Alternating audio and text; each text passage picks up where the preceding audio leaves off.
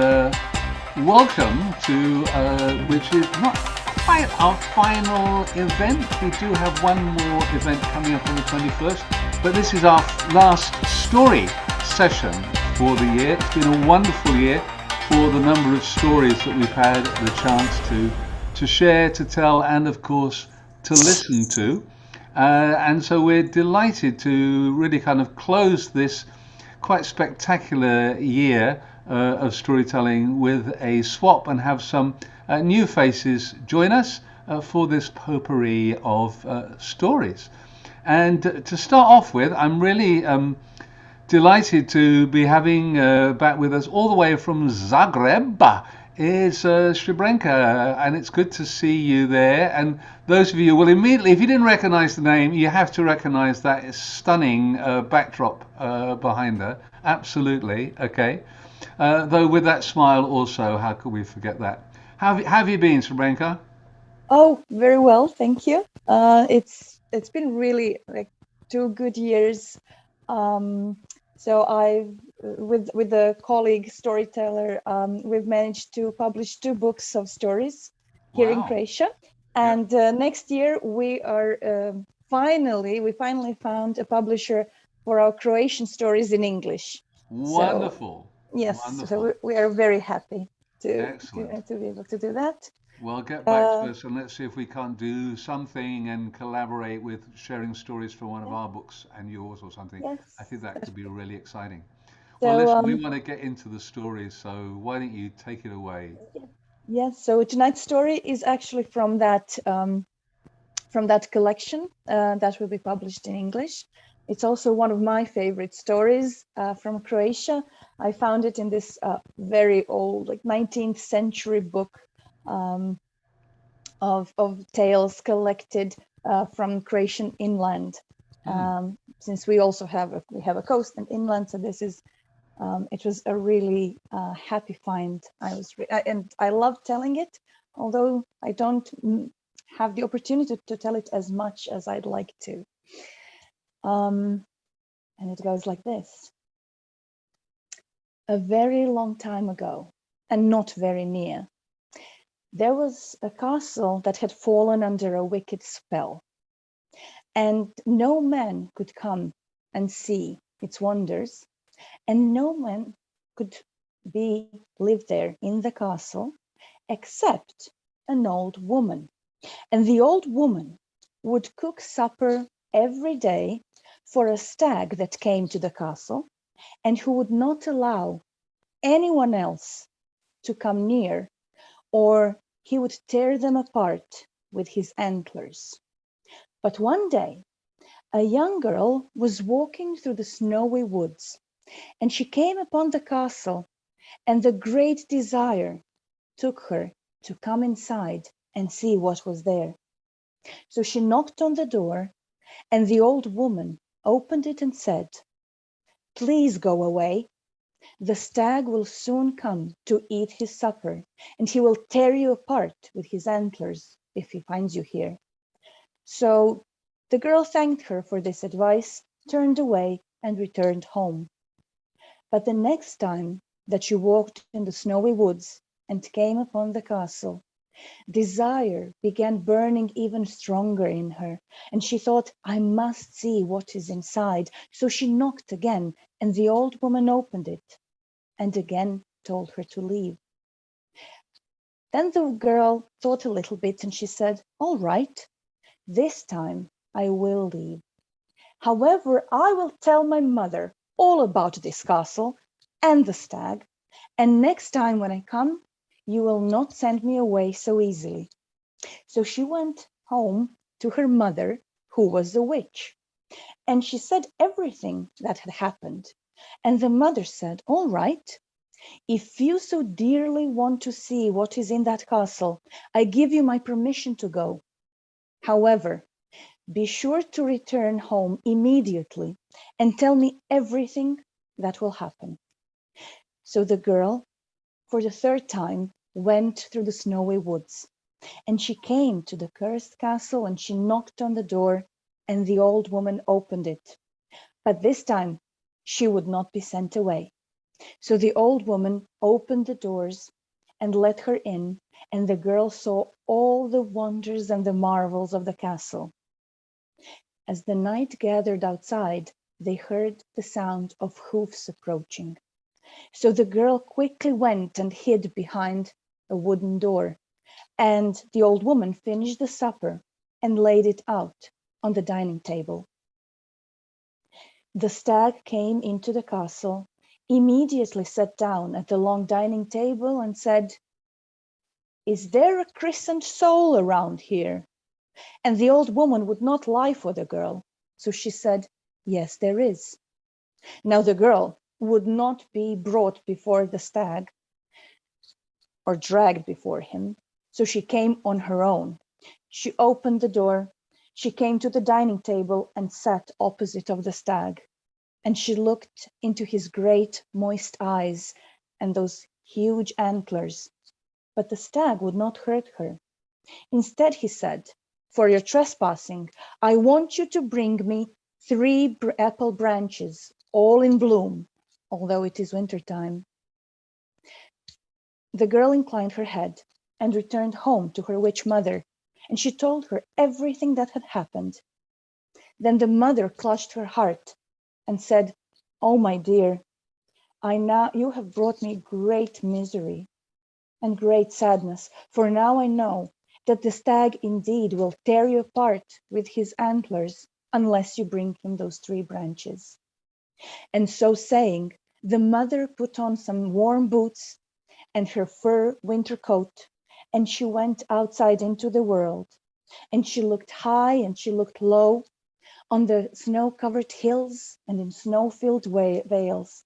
And finally, she returned with the 3 apple branches, all in bloom. The girl took them and went to the castle, but this time she came a little bit later, so the stag was already having his supper. And she laid those 3 branches on the dining table and said, "Here, I have brought what you have asked." Then the stag kind of inclined his head and his antlers and said, "Indeed, you have. But now I want you to bring me 3 pear branches, all in bloom, although it is winter time." And the girl, she nodded her head. She returned home to her mother, the witch, and she told her everything that had happened. And the mother clutched her heart, and tears began pouring down her cheeks. And she said, "Oh, my daughter, now I know you have brought me even greater sadness and misery, for this stag will never be satisfied, and he will give you one task after the other until there is one we cannot fulfill." But still she put on her boots and her warm winter fur coat and went into the world. And she looked high and she looked low on the snow-covered hills and in snow-covered dales, and she returned home with 3 pear branches, all in bloom. She sat down then and told her daughter to come and listen to some motherly advice. So the girl did that. And that night she came to the castle very late. The stag had already had his supper, and he was getting a bit drowsy. His big, moist eyes were slowly closing, and his antlers were inclining from the tiredness that he felt. Now the girl came into the castle with her 3 pear branches all in bloom, and she started beating him up with them until they were all in splinters. And then, even though the stag had woken up and opened his eyes and his antlers went up and up toward the ceiling, she took the 3 apple branches and then she beat him with those too until they were all splinters. And then, lo and behold, instead of the stag, in front of her, there was a beautiful young man. And he said, "Why, thank you. With your curiosity and with your bravery, you have lifted the curse off of me and off of this castle, whose lord and master I am. And now I ask you, if you so wish, to marry me and to become the lady and the mistress of the castle and all its lands." And the girl said, "I so wish." So the next day, the young lord had a great big feast prepared, and he married the girl amid great joy and merriment. Her mother came in her best red scarf, and the old woman, she danced as if she were a girl again. And all the people from all around came to the castle to look at its wonders, and all was well. I had a little rabbit. It had a short tail. If its tail had been any longer, so would have been mine.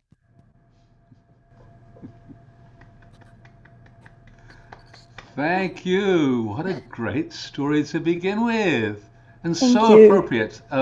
We were just talking just before you joined us, with Beverly. She's in New York, and it's very cold and huge snow. 6 inches of snow, I think you said, Beverly, is due to fall tomorrow. And here in Singapore, where it's currently, I don't know, 28 degrees or something centigrade.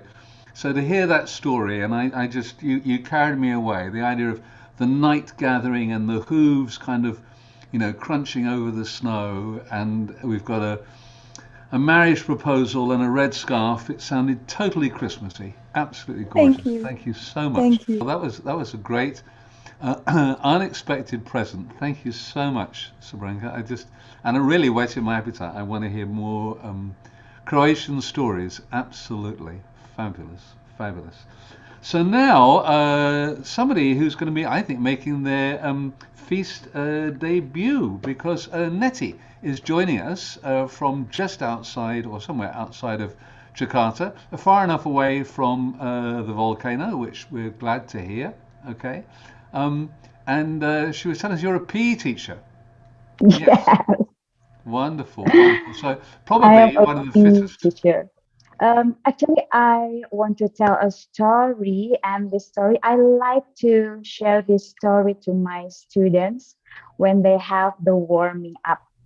Oh, wonderful. Okay. Maybe, maybe later, all of you can have a little bit moving. Okay, so you have been warned, everybody. Okay, let's have just a quick shakeout, everybody, so that we're ready to go. Okay, excellent. Neti, we're looking Yay! forward to it. Over to you, girl. Take it away. Okay. Hello, everyone. My name is Neti from Indonesia, and I'm going to tell you a story about an endangered sea animal. Are you ready to listen? Give me your thumb if you are ready. Yay, thank you. Okay, once upon a time in our street near is Nusa Tenggara, sunlight warmed the sea. The sea current was low. It's a great time. Swim around Pantar Island. Pantar Island was an island on Alor Strait on the surface of the ocean. There was a creature. Plink! Oh, she was a young hawksbill turtle. Her name was Piku. Swim to the right, let's swim to the left. Baranang ranang, baranang ranang, baranang, baranang ranang is swim and swim in East Nusa Tenggara. Yes, Piku loved to explore the deep blue sea. She was a brave sea turtle. Her favorite activity was to climb and watch fantastic and awesome sea creature. But where are them right now? Hmm. Oh, there! Blue whales! The biggest animal on earth! Alor Strait was one of the migration whale names. So no wonder they appeared. They look like fish, but actually they were mammals. Once in a while, they need to go up to the surface for taking a breath. When they exhale, there will be water going outside from their blowhole. Spray, spray, spray, sprout! Wow! Vicky was very happy to see that. Piku continued her journey to find and watch fantastic and awesome sea creature. In a sudden, oh, Piku was very hungry. Piku looked down and found schooling jellyfish below.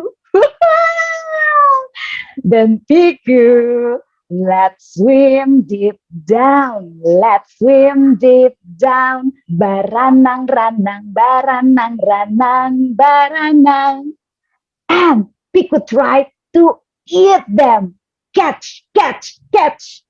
Sure, the jellyfish resisted and fought. Sting, sting, sting. Unfortunately for jellyfish, Piku immune to the jellyfish venoms. Hmm. Yum yum yum yum yum yum yum yum yum yum yum yum yum. Yummy! Jellyfish was Piku's favorite food. Sadly, nowadays, so many plastic bags in the ocean.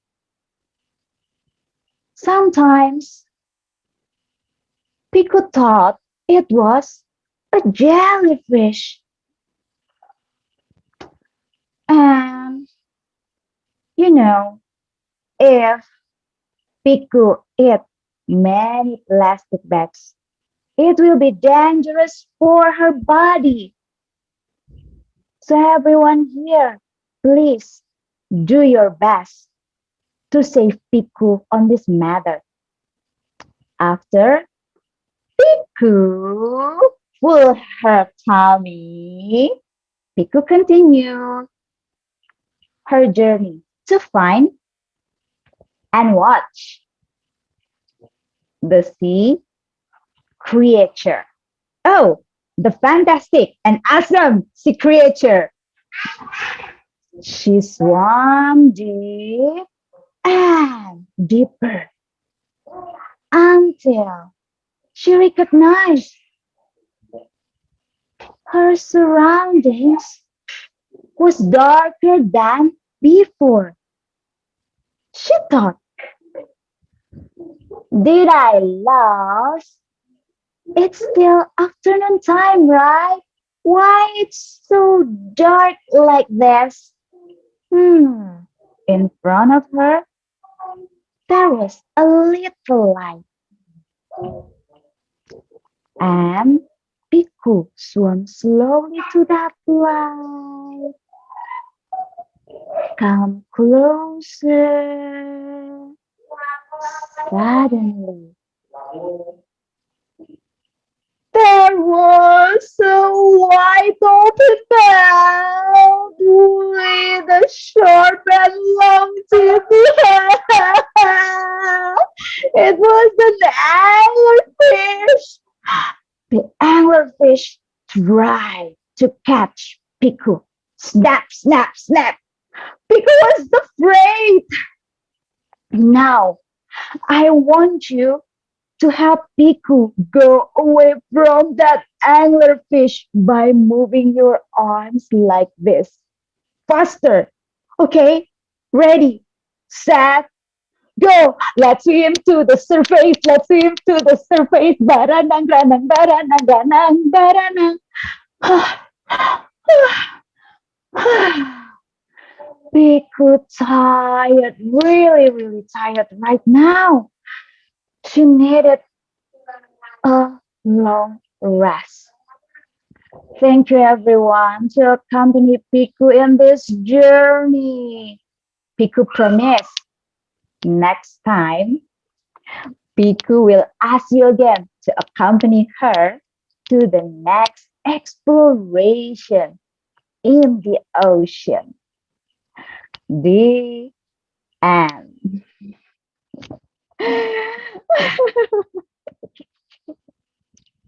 Wow. Oh, what fun. I can only say, Neti, if you had been my PE teacher when I was, in primary school, I think I would have had a lot more fun and I would have been much more enthusiastic about getting out on the playing field than I was. Okay. Great. I wasn't expecting that. Yeah, Tell us actually, about the book. hmm? Tell us Oh, about the book that you're the sharing. story, I created the story myself, but the character I adapted from this book, Aku di La Laut by Hafiz Ahda and Liz. And Aku di La Laut means I'm in the sea, sea, sea. It's a pop-up book. It is. Oh, we love that. Yes. An anglerfish is a new one. I haven't come across that before. That looks a pretty scary fish. Yeah, yeah. And what is it Yes, he it has has? a little light here to calm the. It's a predator. Yes, It lives in the deep blue sea, so she needs this one to. Come on, check come the on, come on, fish. food. Yes, Oh, and wow. then she will eat them. Yeah. Yum, Wow. yum, yum, yum, yum. So if I come to Indonesia, I need to be careful of shining lights in the sea because it might be an anglerfish. And I was also very interested. I mean, you mentioned about the whales and that this particular strait is on the is a kind of migration lane, if you want to call it that.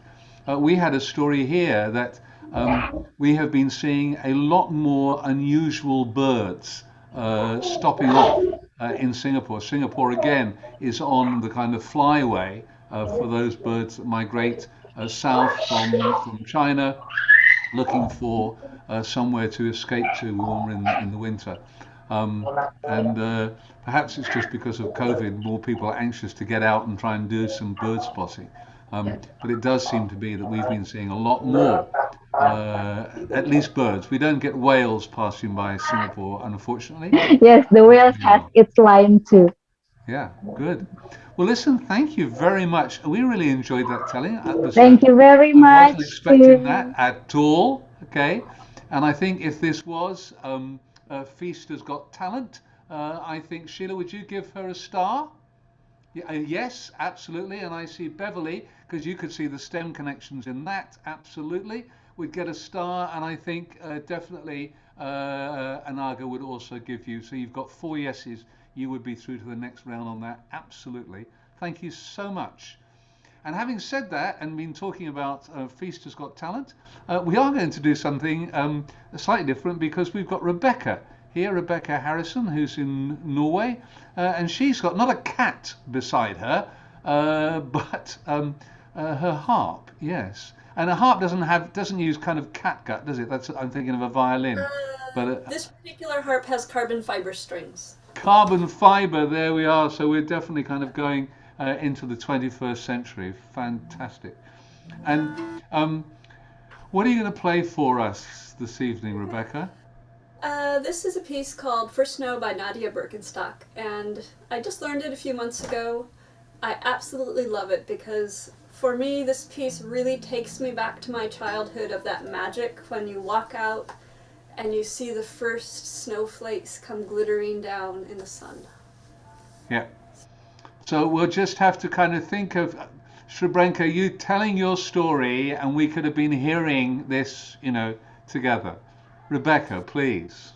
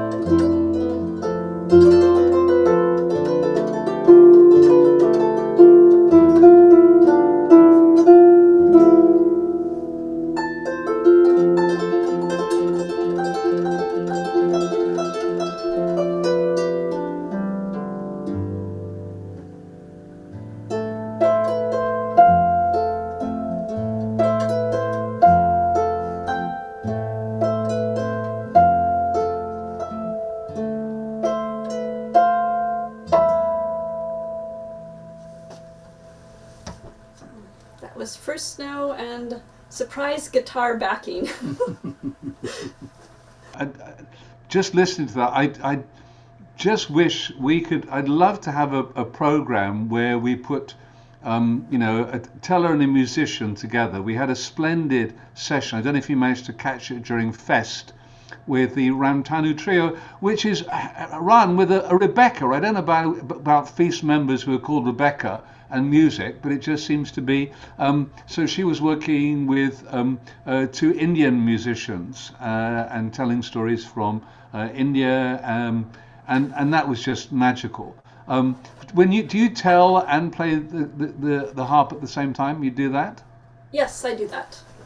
Okay, very good. I'm But a bit out of practice recently, so you're well, just I getting. think that's something we should do. I'm going to bring that up at the directors' meeting on Monday. I just think that would be a really wonderful theme, is to find out. I mean, I know we've got access to musicians because if you haven't heard the Fest song, which we had commissioned for Fest, that was put together by the husband of. So here you've got a husband who's very good with audio and video, and Janaki has a husband who's actually a composer and recording artist. So I'm I'm sure we getting. can find the talent within Feast to do this, and kind of I'd love to put together, say 3 tellers and 3 musicians, and have a program.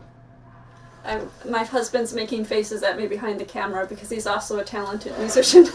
Oh, well, there we are. There we are. Excellent. Okay. So we have to get you in front of the camera, sir, so that you can share the limelight. Okay. Fantastic. And you should have you got a CD out or a DVD or something? It's one of the things on the wish list, and maybe during this new lockdown we're having in Norway, it'll Yeah. happen. Sorry? Hi, Shyamala. Join us. Good to see you. Thank I you. like your backdrop. That's very nice. Thank you, Roger. I'm very glad to be here. And where are you speaking to us from this evening? I'm right now in India, in Tamil Nadu, India. In Tamil Nadu. Very good. Very good. And things are calming down a little bit. You had been having a rough time with COVID, haven't you? Yes, we were, but right now things are getting better. Very good. Very good. Well, listen, it's great to have you with us. And thank you for offering to share your story. So if you're ready, over to you. Sure. Namaste, everybody. My name is Shyamala, and I'm a very passionate storyteller. I have been telling stories to children for many, many years now, and I'm so glad to be a part of Feast Fest.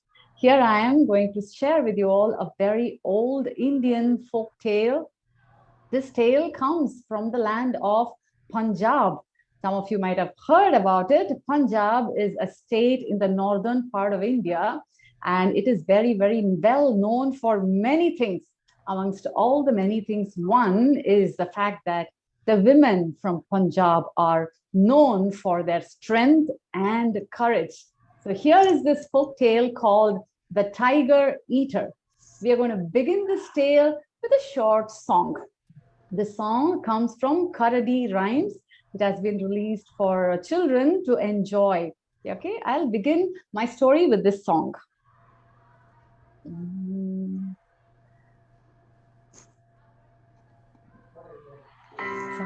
Seems the sunflowers rearing out their red roses, giggle the gulmohar, murmur the marigold, pop the pretty poppies, dance the dahlias, nor the neem flowers, sarigama padanisa.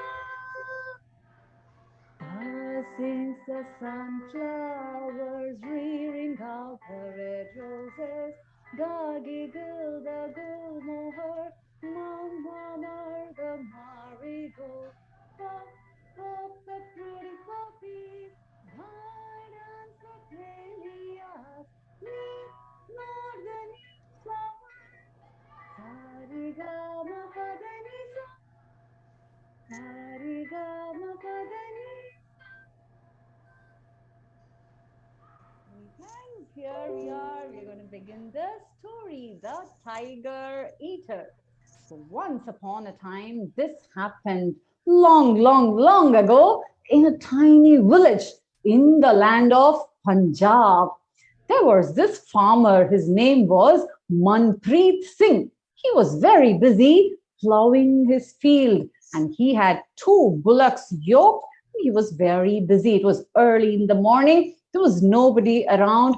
Manpreet Singh was very happy. He was whistling to himself and enjoying his hard job. Suddenly, he heard a noise around. She got startled and turned around. There was a huge tiger. And it said, "Hey, Manpreet Singh, have you had your breakfast?" asked the tiger. Manpreet Singh replied, "Yes, I have. But why are you here? What do you want?" "Well, I have come to have my breakfast. Can you please unyoke your bullocks? I'd like to eat them." "Oh, no, not my bullocks!" cried Manpreet Singh. "How unfair of you!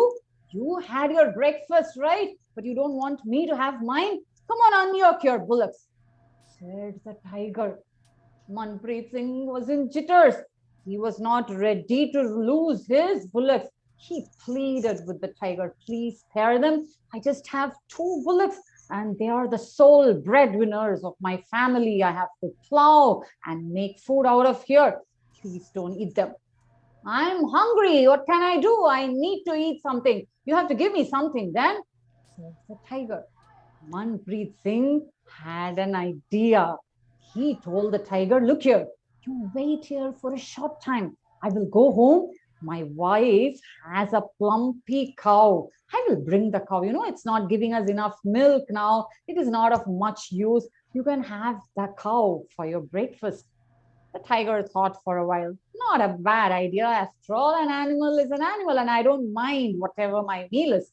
But I can't wait longer. Can you promise you will come back quickly?" asked the tiger. Manpreet Singh promised, "Yes, I will be back as soon as I can. Please hold on. In fact, I will take care of the home. I will send my wife with the cow. Don't you worry." Saying so, Manpreet Singh quickly took his bullocks and walked off home. Our dear tiger was waiting. Manpreet Singh hurried home and called to his wife. His wife was Gulpreet. She was busy in the kitchen making food. She cried to her, "Gulpreet, come here, we are in danger." Gulpreet turned around very gently and said, "What is it now? Why are you yelling right in the morning?" Manpreet Singh told her everything that happened. He said, "Can't you tackle a tiger after all? You have to come all the way from there to here and tell me? What is this? I don't even want to call you for whatever." Then Manpreet Singh pleaded with her, "Please, you take the cow and give it to the tiger. He'll be off. He'll be fine. He can save our bullocks." "How dare you speak like this? You want to save your bullocks in the cost of my cow? I have been raising this cow right from when it was a calf. How dare you speak like this, Manpreet? This is what I don't like in you." She screamed at her husband. He said, "Look here, we can live without milk, not without bread. You see, the cow is giving us milk, but with the bullocks, I plow the field, I harvest, make corn. With that, we make roti or flatbreads. Can we live without bread?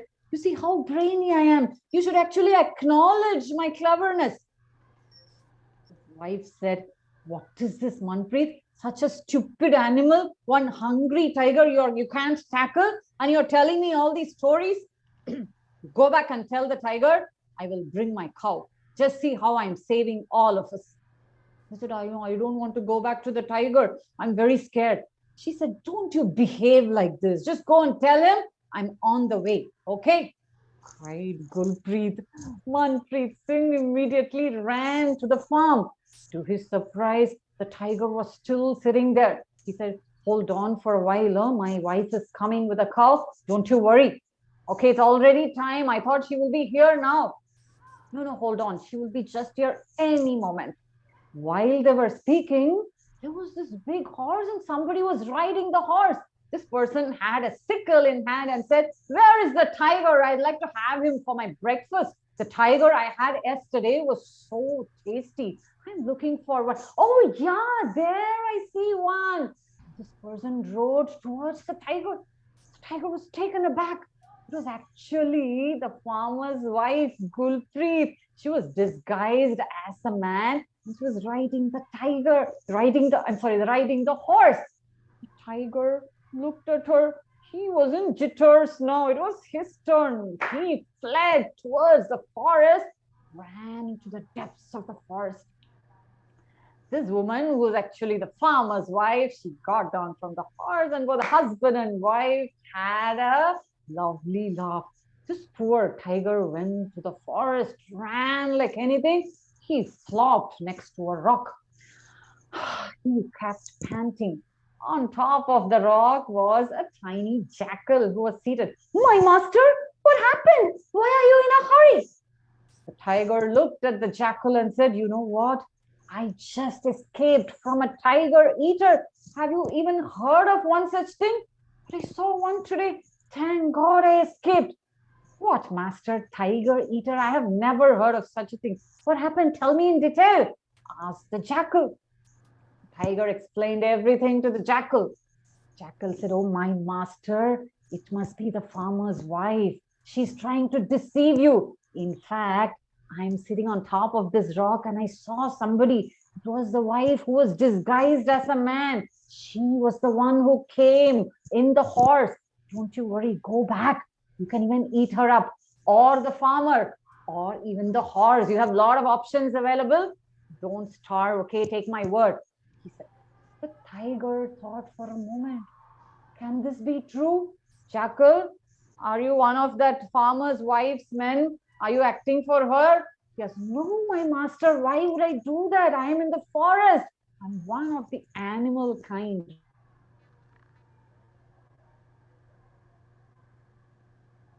Oh. We seem to have hung there. Shyamala, we seem to have lost you. Let me see. Is it clear now? Hello? Yeah, you're jumping and there's disconnect on your internet connection there. Maybe can you just finish the story off, but take your video. We just like to hear the end.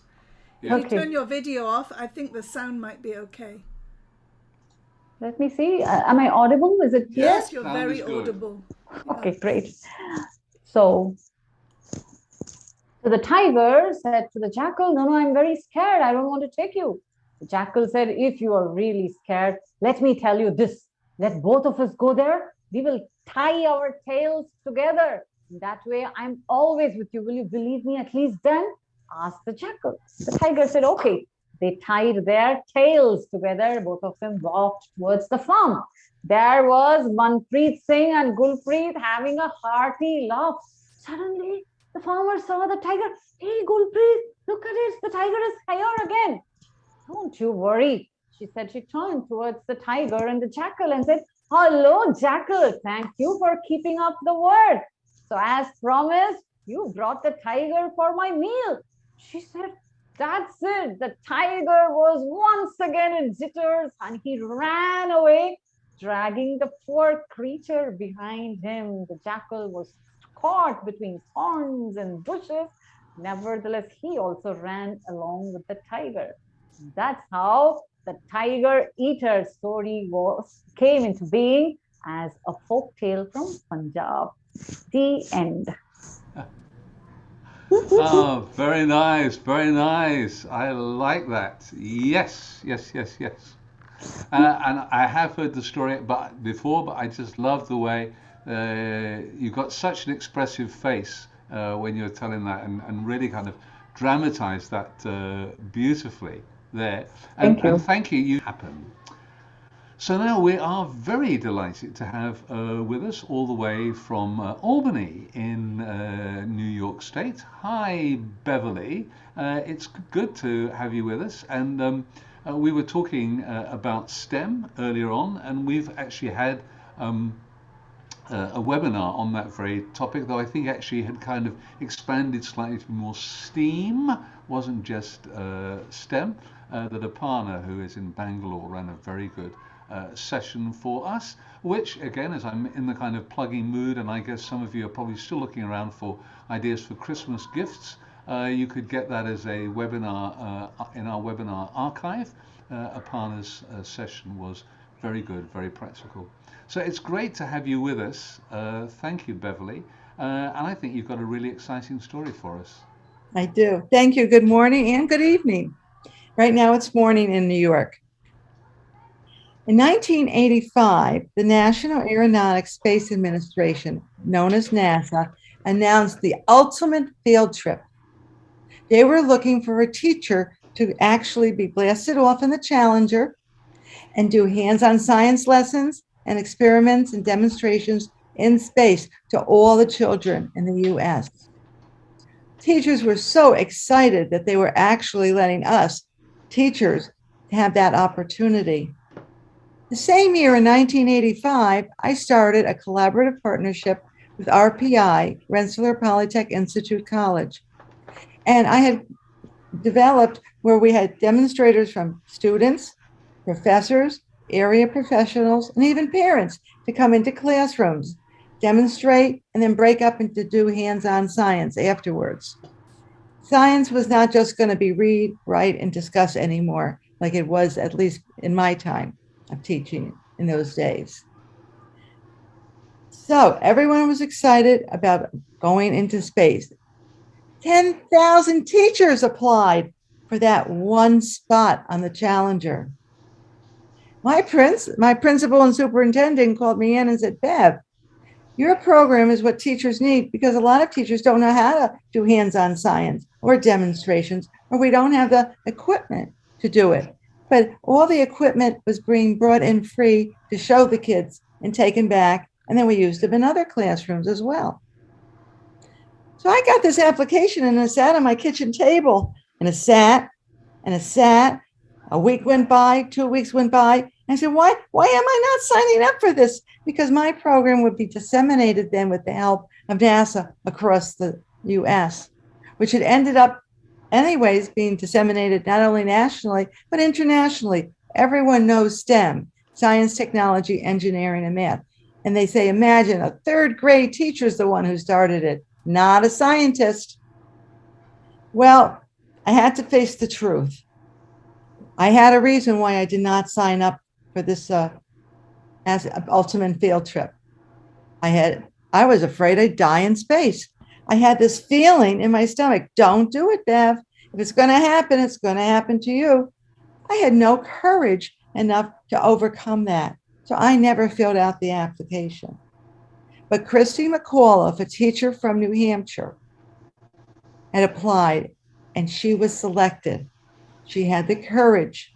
She had a husband, 2 young children, loving parents, and a community from New Hampshire backing her to do this mission for the world.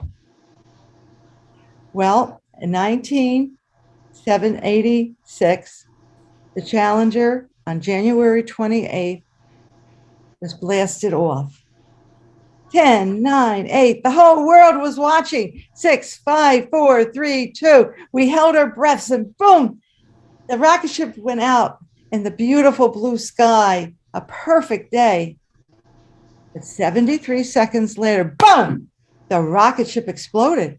Most people just thought that was a normal explosion of the fuel, but it wasn't, and all perished. I was watching like everyone else was in my living room and watching TV when it happened. And it really hit me because in my stomach, my instincts had said, don't do it. And I followed my instincts. And because of that, I was alive. Well, I decided to really put my full effort into STEM.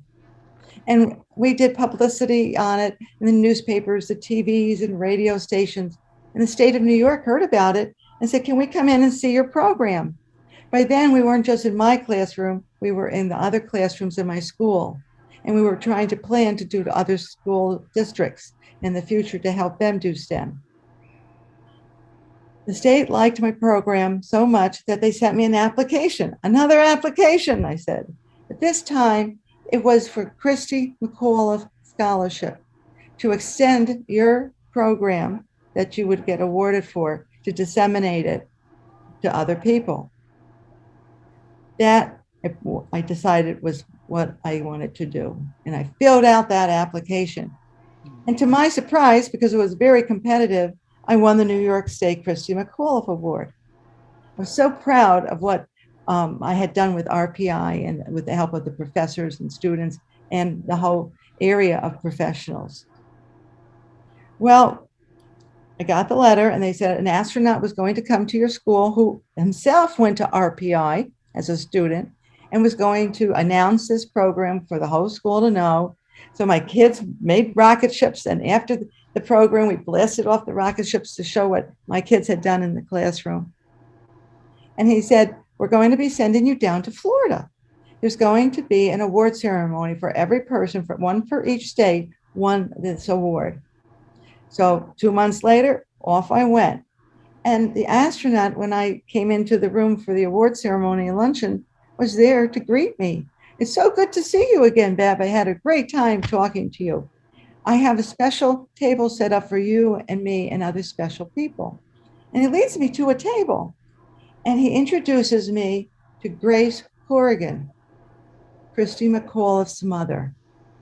This is the first time that she's been back to NASA since the failure of the Challenger. I said to myself, oh, this must be, very emotional for Christy Mcauliffe mother, Grace, to be there. We had a lovely lunch, and I got to know her a little. After the whole ceremony was over, the astronaut came up to me again. His first name was David. And he said, I have special permission to take you to the very back part of NASA where only people who work here get to see. We hopped in this van and off we went. Now, the first part of the tour was there was a building that was an igloo. It was white with windows in it, and they had rocket ships scattered around outside the building. This is where we tested the first rocket ships, because when you send up a rocket, the fuel that doesn't get burned comes down, and it could burn you or even and hurt the whole area. We didn't know how dangerous it would be. So the people had to stay in this igloo, which was the control center for the missions, and they would stay there for 48 hours. As soon as the rocket blasted off, they would lock the doors for 48 hours, and no one could get in and no one could get out. Now, notice as we go into this building, before going into those doors, there's a men's room and there's a ladies' room. Well, they blasted off the first rocket ship and it worked. There they were for 48 hours, and someone had to go to the bathroom. Well, they went to open the door, but guess what? It was locked for 48 hours. So everyone in the igloo had to make do. The other thing they told us was the story of Squirrel Man. This guy was the fastest runner that they could find in the whole area. And his job was to watch for the squirrels who would loosen the extension cords and cables that they had to the rocket ship. Now, this man's job was to watch and stare to make sure that nothing got loose. And one day they said, everyone at once saw a squirrel loosen one of the cables, and they were counting down. They were already on 18, 17. And they said, Squirrel Man! And he ran out, put everything together, ran back, the doors locked, rocket ship went up, saved the day. Well, we heard a lot of other funny stories. And then Dave said, we have one more special thing to do. We have special permission to go and stand on the launch pad where the Challenger blasted off. I looked at Grace. She had been smiling and happy all day long with the tour, and I could see her tense up a little. And I said, well, I hope she can take this. We got in the car and we went slowly down the road. Railroad tracks were on the side. And I said, what are the railroad tracks for? Because that's where we place the rocket ship that carries it to the launch pad. And we take it off. That's how we get it on the launch pad for people. Oh, and we ended up at the very base of the launch pad. And there was a huge cement area where you had to walk almost straight up to the launch pad. And we did. All three of us got there on the launch pad, and we're looking up. And I'm thinking, this would have been the last thing I saw if I had gotten picked to be the teacher to have the ultimate field trip. And I did not have the courage to do it, but Christy Mcauliffe did. And I looked over at Grace, her mother, and said her daughter had the courage to actually get into the spaceship and do something like that. Now, at that point, I saw some tears coming down her cheeks, and I knew she was now very upset. I said, I wonder if she really ever said goodbye to her daughter. Everything happened so fast. So I turned around and I said to Grace, Grace, would you like some time up here alone? All she could do was nod. She couldn't even say a word. So I said, take your time. I'll meet you back at the bottom of the base when you're ready to come back down. Dave and I walked down. Dave went back to his car, and I turned around and looked up. There she was. She kept wiping away probably tears from her face. And then she started using her hands, and she was talking to her daughter, it looked like. I wonder what she was saying or what she was telling her. Was she saying goodbye to her? It seemed like an eternity of her up there. Finally, she turned around and started walking down the path. About 3/4 of the way down, she stopped and she turned and looked back up to where the rocket ship had blasted off. Then she continued walking towards me. As she got close, she was like staring into my eyes. I had this feeling of eeriness when she did that. Was she okay? Then she came close to me and she gave me the biggest mother hug you'd ever could imagine. She slowly took her hands down. I handed my hand to her and stretched it outwards. She took my hand. And without a sound, we walked away towards the van in silence. It was a moment in time. Thank you.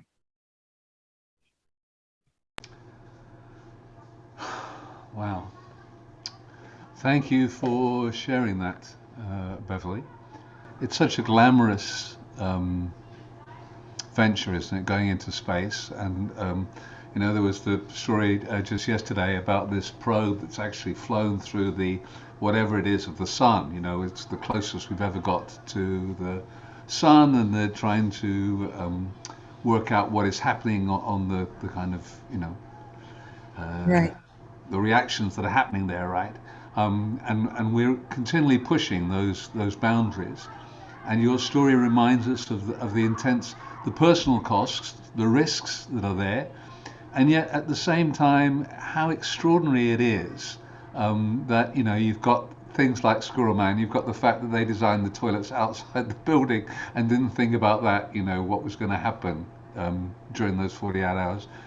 You think about the film Hidden Figures made such a huge impression on me as a story. Again, I know that there are, I don't know what they're called, the moon landing deniers, who say, how could they have flown to the moon with a computer that is not even as powerful as any handphone that we're holding today? Right. How could they have possibly done that? Well, and it just reminds you of how, I guess this is throughout history, the people who've made these kind of scientific discoveries have really been kind of pushing boundaries, haven't they? Because I think I now have, with the modern technology, the courage to volunteer to be the first teacher who found STEM to go into space for, even if it's only 10 minutes. So yeah. I'm going to see what happens. Why not? Good luck. Good luck with that. Thank you. That would be something if we could say we had an astronaut on a story swap. That would be something else. Good luck with that. Okay. Thank you. We'll keep our fingers crossed for you in 2022. Yes, thank you. Well, now we're going to we've been talking about obviously a moment in time and history, and therefore it's very appropriate that we're now crossing to Anabelle, way over also in, relatively speaking, your part of the world, Beverly, because she's way over there from the north of North America to the south of South America in Buenos Aires. It's always a pleasure to have you back. Some of you may well have seen Anabelle. She was on a cultural panel that we heard during the year, and which we used to launch our mentorship that Joe Henwood is currently running on kind of telling with cultural sites at cultural sites and museums. Anabelle is a bona fide I'm not sure what the word is, museum-anaut, someone who works in a museum and loves to tell stories. So it's great to have you back with us again, Anabelle. So what's the story you've got for us today? Thank you, Roger. And the story that I brought is a story that comes from the Japanese tradition of rakugo, which is humorous storytelling. I'm not a rakugoka. And as you can see, I'm not Japanese. So I hope this is an adaptation of this traditional story. But it's a story that people at the museum in which I work at, they love. So, and it's one of the stories that they ask me the most. So I said, okay, let's share something that usually we share at the end of the year. So it's the proper moment to share it right now. Absolutely. We're hungry to hear it. Over to you. Okay, I'm going to take off this so they don't bother me. So as I was telling you, this is a story that comes from the traditional rakugo, which is one way of telling stories in Japanese. And when I found out about this story, I was actually looking for stories linked to names because my niece had been born and the family was like celebrating the first baby in the family. And we were trying to think of something and they asked me to tell a story. So at that time, I was telling Japanese stories and suddenly I found this and I said, oh, how appropriate, perhaps, because what better to celebrate a birth than with a good name and also with laughter. So first of all, if you have a baby in your family or if you have had, because that baby has grown up, it's very important to name him or her. And for Hachigoro, that was the most important thing. It was his firstborn baby. His wife was so excited about this baby boy, and they had waited the appropriate 7 days because you had to wait 7 days before you had to think of a name. So after the 7 days of waiting, they were speaking about what kind of name they would give the baby, and they were thinking of what kind of life they wanted this baby to have. And as all mothers and fathers, they were looking for the best for their child. So what they decided to do was go to the Buddhist temple and ask for the monk to give them an appropriate name, to suggest them. Because also if the monk named the baby, that would probably mean that the baby would have a long life. So Hachigoro went to the temple and went to ask for the oldest monk that the temple had. And, he was saying, okay, I'm a father. This is my first baby. And he's 7 days old. And we're looking for a name that perhaps brings him good luck or a long life or happiness, perhaps. So the monk was, oh, yes, that would be good. Okay, let me think. And he started suggesting names, but, the names were linked to perhaps animals that were long-lived, but they were not long-lived. 100 years old, that was not too long.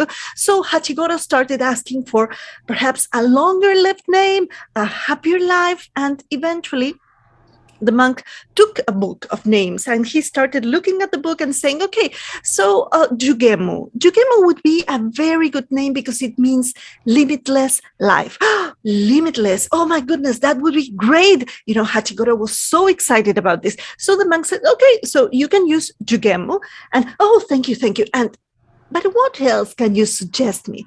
And they started this conversation that grew and grew with more and more names, because after Jugemo, the Buddhist priest suggested Gokko no Surikire, which means, a maiden, a heavenly maiden descending on the earth every 4 billion years, and her dress touching a rock, and that rock starting to become sand. Well, that would take a long, long time. So eventually, Gokko no Surikire, that would be great. And what else can you suggest? So the origins of the wind, which is free everywhere. So he has a long-lived but a free roaming life, perhaps. He can go wherever he wants. Or the name of a king and queen and the princesses that live long, far, far, far away in a faraway land, and they were very happy, and the kingdom was very happy. Oh, that would be a great name. And so he started writing down all of these suggestions. And then Hachigoro went to his wife, and he said, okay, so I have all these long names. How are we going to name him? We have to choose, and I like all of them. And Hachigoro's wife looked at him, and she said, I like them too, all of them. And why don't we name him with all of the names? So that's what happened. The baby was named Jugemu, because double Jugemu would be double limitless life. So he was named Jugemu, Gokko no Surikire, Kaijari Suigyo no Suigyumatsu, Reimatsu, Furematsu, Kurero Tokoro ni Sumutokoro, Yaburagochi no Buragochi, Paipo no Shringan, Shringan no Gurinda no Pompoko no Pompokona no Chokimei no Chosuke. A little bit of a mouthful, it would be a mouthful, but, they were long-lived, happy kingdom, great life. What else can a child ask for? So he grew up with this name.